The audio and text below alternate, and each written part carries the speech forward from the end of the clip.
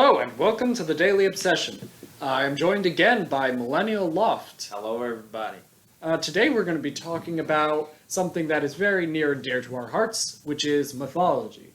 Now, mythology is just sort of the ancient belief systems of civilizations. There are many famous ones. Greek mythology is very famous nowadays because of Percy Jackson and Wrath of the Titans. Norse mythology is getting bigger due to things like the Magnus Chase series and Marvel, that's probably bigger.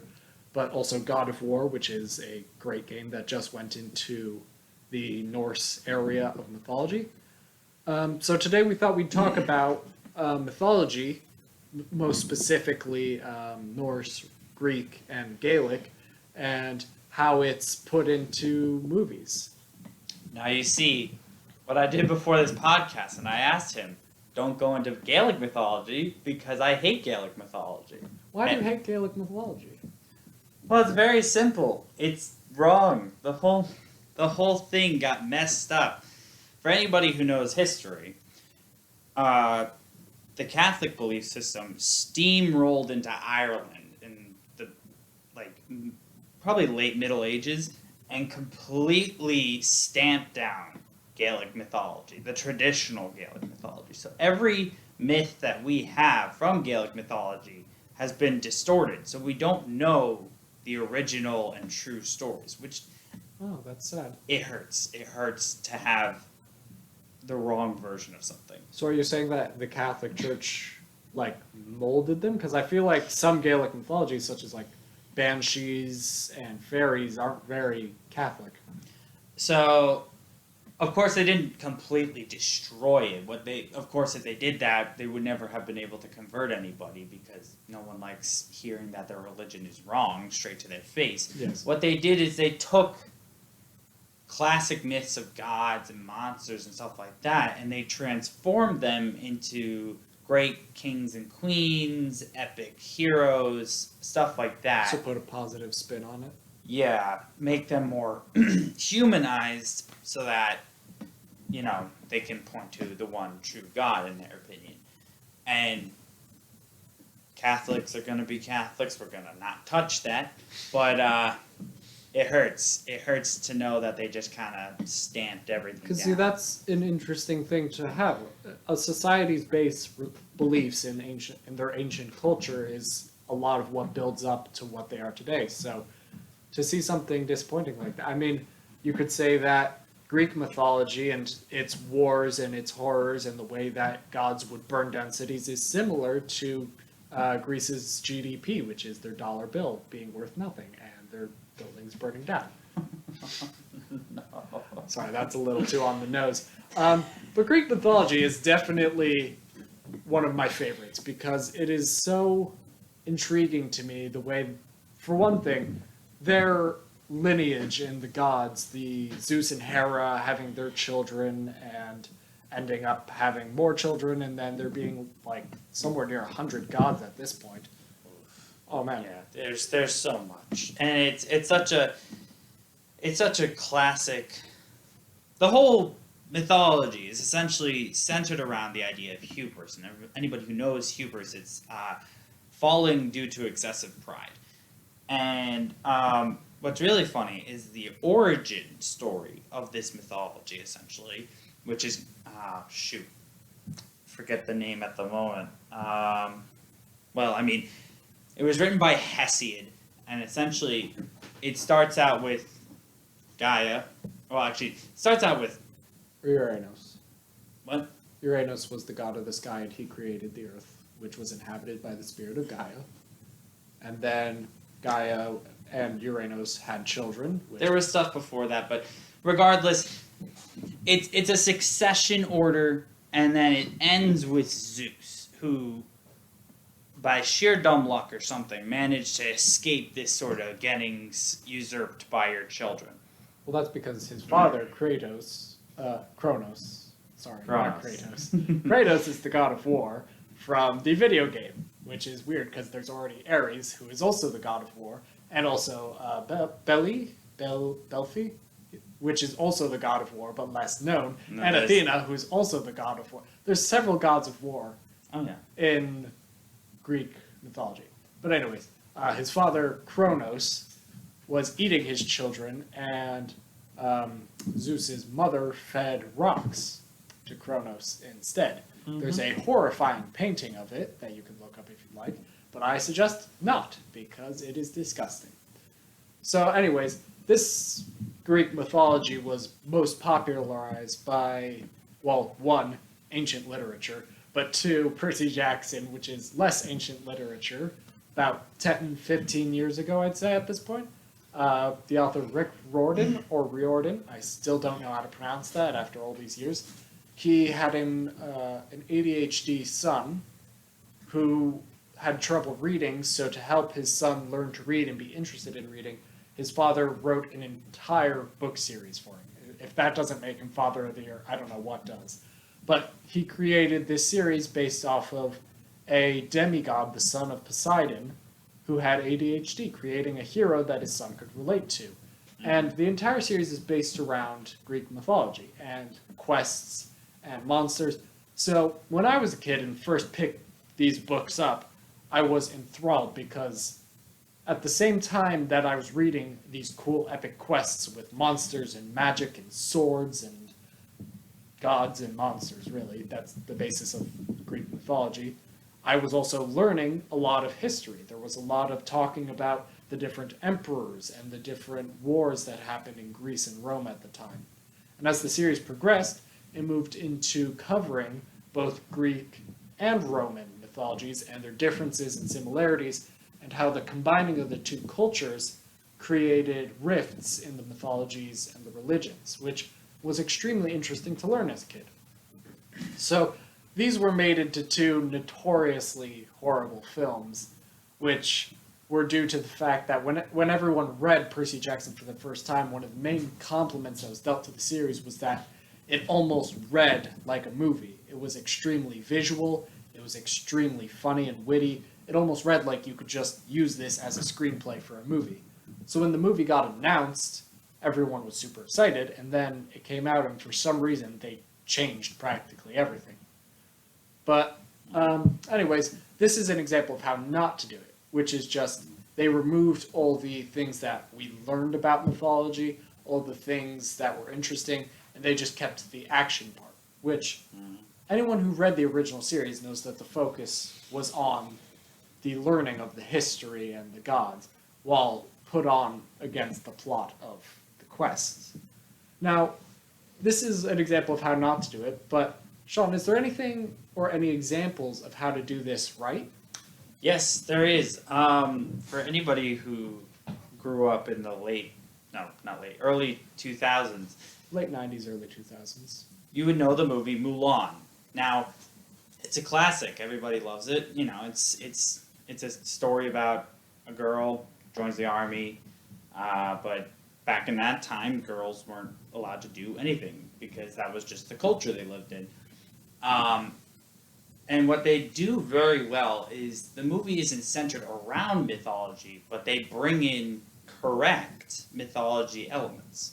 One thing that immediately struck me when I rewatched the movie recently, with my knowledge being better of the mythology, I noticed that they did spirits correctly.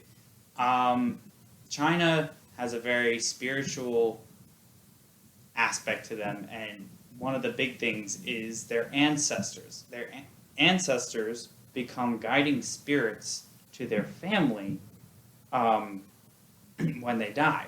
And there's, of course, a lot more to China's mythology. They've had a lot of mix-ups. There's been a lot of elements thrown in. But for the time period, they did a good job nailing that. There's different parts of China that believe different things. Especially in like the smaller towns, they focus more on the ancestral, like, spiritual version of their mythology. And I thought they did that very well. And then they also covered how in the bigger cities and like the metropolitan areas of their time focused a lot more on the like spirits but not human spirits, like So like the Animal animal spirit. spirits and like a great example is Mushu. He's comedic relief, but they do actually portray like what a dragon would be like. Dragons were these magnificent creatures that were often assigned as family guardians, and so were other animals. And their job was to not directly intervene, but to guide. to guide. And while they do subvert this, it is still a kids' movie, so I'll give them a pass.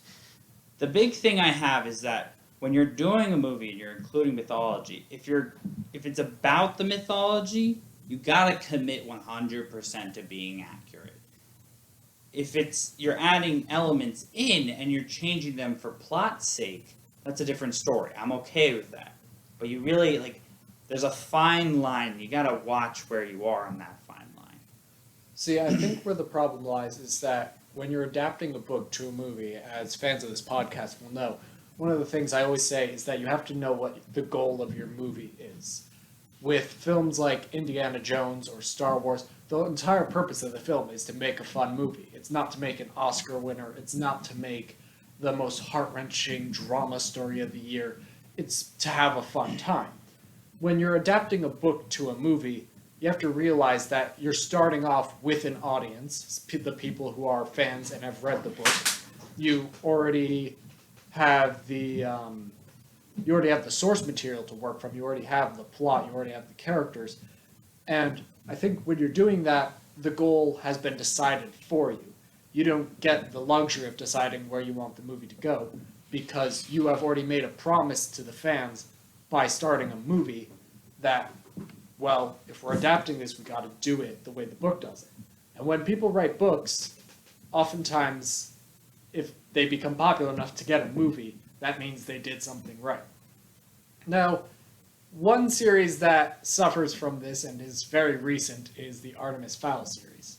Oof. Now, this was a series that I adored as a child. It's the story of an Irish criminal mastermind child, 12 years old, Artemis Fowl, whose father goes missing, and then he discovers that there is a fairy underworld underneath Ireland and around the world full of magical creatures that he decides to exploit, as he is a criminal mastermind, for his own gain, and eventually it takes him 7 books to become the hero of the story. Throughout the first 6 books, every single thing he does is by personal gain, is for making money, or for covering his own money, or covering his own butt in certain situations. He's never the hero of the story until really the last 2 books, when he decides to actually do something for someone else. Recently, this got a movie, a Disney Plus movie, and I probably should have seen it coming. Disney's not known for making villains look good, but it was not a well-made movie. It was a fun movie, I'll give them that. I enjoyed my time with it immensely, but that's largely due to making jokes at its expense. But in the original series, the way mythology was handled was that he brought it into a modern light, somewhat like how Percy Jackson did it, but he decided how would magic and this powers that these magical creatures had influence the development of technology. What would the relationship with humans be?